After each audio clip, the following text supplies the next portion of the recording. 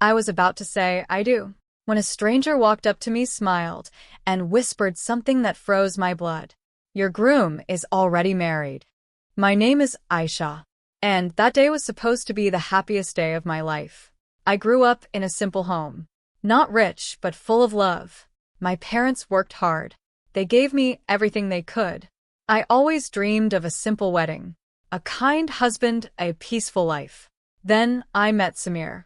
He was charming, soft-spoken, successful. He told me he worked abroad. He said he had no family problems, no past issues. He made me feel safe. We met through relatives. Everything moved fast. Within 2 months, we were engaged. Within 5 months, we were getting married. It felt like a dream. He gave me gifts. He called me every night. He said, "You are my only happiness." I believed him. Wedding day came. The hall was full. Lights everywhere. Music playing softly. I was nervous but happy. Samir looked perfect. Calm, confident, smiling. Everything was going smoothly. Until she appeared. A woman in a simple black dress. Not dressed like a guest. Not smiling like others. She walked straight toward me. No one stopped her. She looked at me deeply. Then she smiled and held my hand. "I'm sorry," she whispered. My heart dropped. Before I could speak, she leaned closer and said, "Your groom is already married." Everything went silent. My ears started ringing. I thought maybe I heard wrong. "What?" I whispered. She looked at me again, took out her phone, and showed me a picture. Samir, standing next to her, wearing a wedding garland, smiling, just like today. "That's me," she said softly. "I'm his wife." My hands started shaking. "No, this is not possible," I said.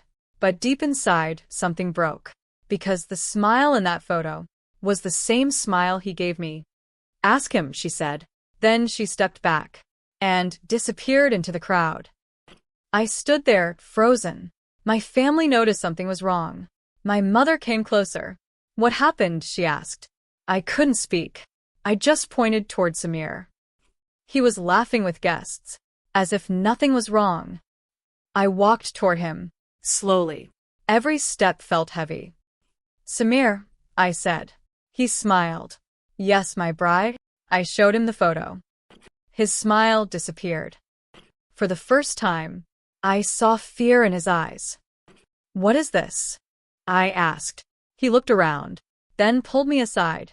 "I shall listen. I can explain." "Explain? Explain what?" "That he had another wife. That my life was a lie." "Is it true?" I asked. My voice was shaking. He stayed silent. That silence was the answer. My world collapsed, right there, in my wedding dress, in front of everyone. People started whispering. My father came forward. "What's going on?" he asked loudly. I looked at him and said, "This wedding is over." Gasps filled the hall. My mother started crying. Samir tried to speak. "Ayesha, please don't do this. It's complicated." "Complicated?" I said. "You are married." He looked down. "Yes," he said quietly. That one word destroyed everything. Turns out, he married her 3 years ago, but things were not going well. So, he decided to marry again. Without telling me, without telling anyone. He thought he could manage both lives. But truth has a way of coming out. That woman, his real wife, found out about me. She came to stop the wedding. Not for revenge, but to save me. "I didn't want another girl to suffer like me," she later told me. That day, I didn't cry in front of people. I stayed calm, quiet, strong. I removed my wedding jewelry, one by one, placed it on the table, and walked away. Samir kept calling me, begging, crying, but I never turned back. Days passed, then weeks. People talked. Some blamed me, some blamed him, some said, "These things happen." But I knew one thing. I escaped something terrible. Months later, I met that woman again. Her name was Sana. We sat together, in silence at first. Then she said, "I'm sorry your life got ruined because of him." I looked at her. And smiled. "No," I said. "My life was saved because of you." She started crying. So did I. Later, she left him too. She filed for divorce. Samir tried to fix everything, but no one trusted him anymore. His perfect image was gone. As for me, I started again, slowly. I focused on myself, my work, my peace. And one day, I realized something. that stranger, who walked into my wedding, was not my enemy. She was my rescue. Sometimes, the truth hurts, but it also protects. And sometimes, the worst day of your life becomes the reason your life didn't get destroyed forever. So if something breaks suddenly, if something feels wrong, don't ignore it. Because maybe, just maybe, it's saving you. I thought the worst was over. I thought walking away from that wedding ended everything. But I was wrong. The real nightmare started after. The next morning, I woke up in silence. No wedding music, no laughter, no happiness, just emptiness. My phone was full of messages, relatives, friends, unknown numbers, everyone asking the same thing.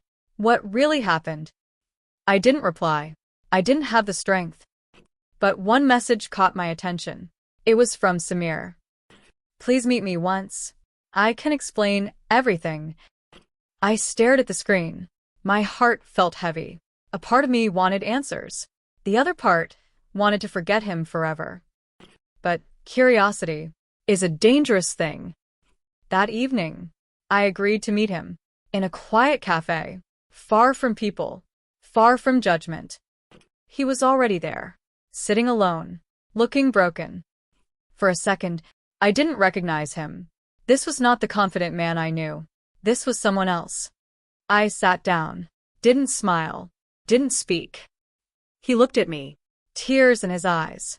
"Ayesha, I made a mistake." "A mistake?" That word again. "You lied to me," I said. "You used me." He shook his head. "No, I loved you." I laughed. A painful, empty laugh. "Love," I said. "You call this love?" He looked down. I was trapped. My first marriage was forced. I was unhappy.